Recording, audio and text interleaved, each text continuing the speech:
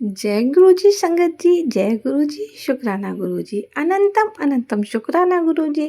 गुरु जी के चरणों में कोट कोट प्रणाम और सारी संगत को जय गुरु जी। संगत जी, अगर आप इस चैनल पे नए हैं तो प्लीज़ इस चैनल को सब्सक्राइब कीजिएगा और बेल आइकन को प्रेस कीजिएगा, जिससे कि आने वाले सत्संग की नोटिफिकेशन आप तक पहुंच सके और आप गुरु जी के प्यारे प्यारे ब्लेसिंग भरे सत्संग सुन सकें। संगत जी, आपसे हमारी यही प्रार्थना है कि सत्संग को पूरा सुनिएगा। सत्संग को बीच में अधूरा नहीं छोड़ते हैं, क्योंकि गुरु जी कहते हैं जो सत्संग पूरा सुनता है उसका कल्याण होता है। संगत जी, अगर आप भी अपने सत्संग संगत जी के साथ शेयर करना चाहते हैं तो हमें लिखकर भेज सकते हैं। डिस्क्रिप्शन में हमारा व्हाट्सएप नंबर दिया गया है, वहाँ पर हमें लिखकर भेज सकते हैं। आपके भी सत्संग संगत जी के साथ शेयर किए जाएंगे। तो संगत जी, आइए हम आपको एक सत्संग सुनाते हैं। ये आंटी ने हमें लिखकर भेजा है। आंटी जी कहती हैं कि जय गुरु जी, शुक्राना गुरु जी, अनंतम अनंतम शुक्राना गुरु जी। ओम नमः शिवाय, शिव जी सदा सहाय। ओम नमः शिवाय, गुरु जी सदा सहाय। जय गुरु जी, शुक्राना गुरु जी। आंटी जी कहती हैं ये हमारा दूसरा शुक्राना सत्संग है। मैंने पहले सत्संग में अपने बेटे के बारे में बताया था। वो बहुत परेशान करता है और गलत संगत में पड़ गया है। मुझे पूरा विश्वास है मेरे गुरु पापा कि वो मेरे बेटे को ठीक करेंगे। एक दिन मेरा बेटा मेरी मम्मी के घर गया। आधे घंटे के बाद वो आया। उसकी हालत एकदम से खराब हो गई थी। उसकी आंखें नहीं खुल रही थी। उस टाइम मैं नहाने गई हुई थी। मेरा छोटा बेटा मुझसे बोला, मम्मी भाई की तबीयत खराब हो गई है। मैंने कहा अभी तो ये ठीक ठाक गया था और एकदम से क्या हो गया है। मैं नहाकर बाहर आई और तो देखा वो लेटा हुआ था। उसकी आंखें नहीं खुल रही थी। मैंने उससे पूछा तो उसने बताया कि रास्ते में जाते हुए पता नहीं उसे क्या हो गया है। वो मम्मी के घर भी नहीं पहुंच पाया और हालत ख़राब होने के चलते वो वापस आ गया। उसे आने में भी संगत जी आधा घंटा लग गया था, जबकि मेरी मम्मी का घर यहाँ से 5 मिनट का रास्ता है। मैंने फ़ोन खोलकर देखा तो उसमें गुरुजी का मैसेज आया हुआ था कि इस पर ब्लैक मैजिक है। इसकी ब्लैक मैजिक की वजह से इसकी तबीयत ख़राब हुई है। मैंने उस मैसेज को सुना तो कोई आंटी अपने बेटी के बारे में बता रही थी और वो जो बता रही थी वही सेम हालत मेरे बेटे की थी। वह बता रही थी कि उनकी बेटी पर किसी ने कुछ कर दिया था और अब उस वजह से अभी आँख नहीं खुल रही थी, ना कुछ खा रही थी, ना पी रही थी और उसने अपनी बेटी को कुछ खिलाने की भी कोशिश की तो उसने एक निवाला खाते हुए बहुत उल्टी की। तब उसने गुरुजी से प्रार्थना की तो उसके दिमाग में आया कि एक दिन आंटी जी सत्संग में बता रही थी कि घर में कोई दिक्कत हो तो बिना लोटा ब्लेस कराए भी हम जल प्रसाद बना सकते हैं। तब उसने भी वही किया जो उस आंटी ने सत्संग में बताया था कि गिलास में पानी लेकर 7 बार मंत्र जाप किया। वो जल अपनी बेटी को पिला दिया। उससे उसकी बेटी की तबीयत काफ़ी हद तक सुधार आया। तब मैंने भी वही किया। मैंने भी गिलास में पानी लिया, 7 बार मंत्र जाप किया और संगत जी वो जल लेकर अपने बेटे के पास गई और मैंने उससे कहा, बेटा ये जल पी ले, ठीक हो जाएगा। तब उसने आँख खोली और कहने लगा, मैं नहीं पी रहा। संगत जी, मेरा बेटा बोला, गाय का मूत्र पिला रहे हो मुझे?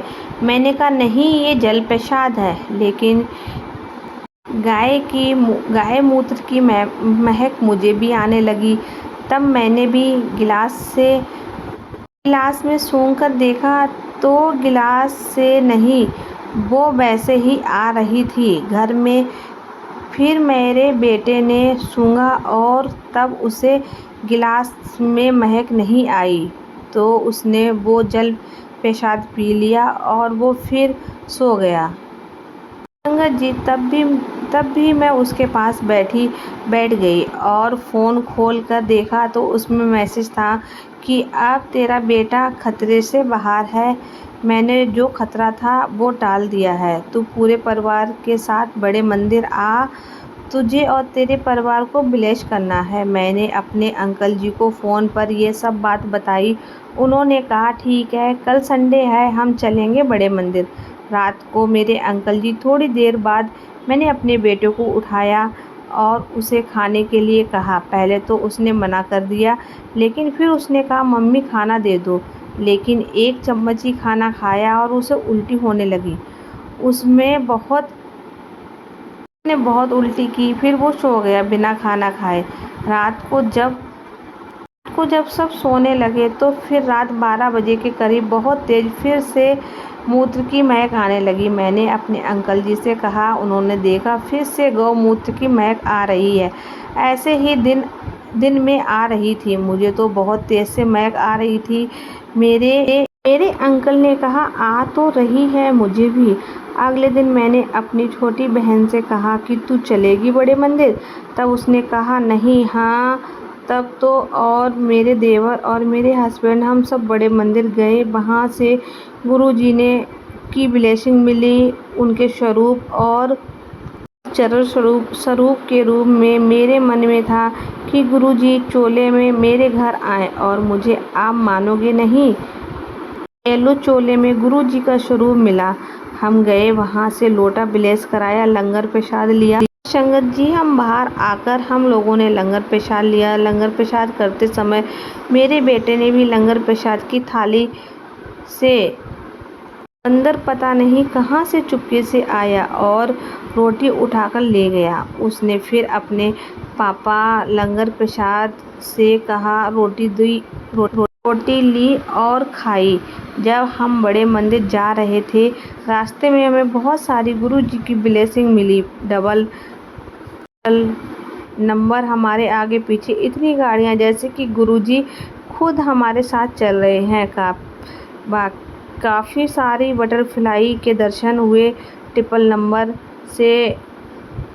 के दर्शन हुए। गुरुजी ने रास्ते में भर के ब्लेसिंग दी। जी, रास्ते में हमें गाय और उनके छोटे छोटे बछड़े के भी दर्शन हुए। अब मैं अपने सत्संग को यहीं विराम दूंगी और अगले सत्संग की तैयारी करूंगी। जय गुरुजी, शुक्राना गुरुजी, अनंतम अनंतम शुक्राना गुरुजी। ये था हमारा सत्संग। संगत जी, हमारा सत्संग जो कोई भी सुन रहा है, गुरुजी उसको भी ब्लेस करना और उसके परिवार को हमेशा खुश रखना। तो संगत जी, आपसे हमारी यही विनती है कि आप सत्संग को पूरा सुनिएगा।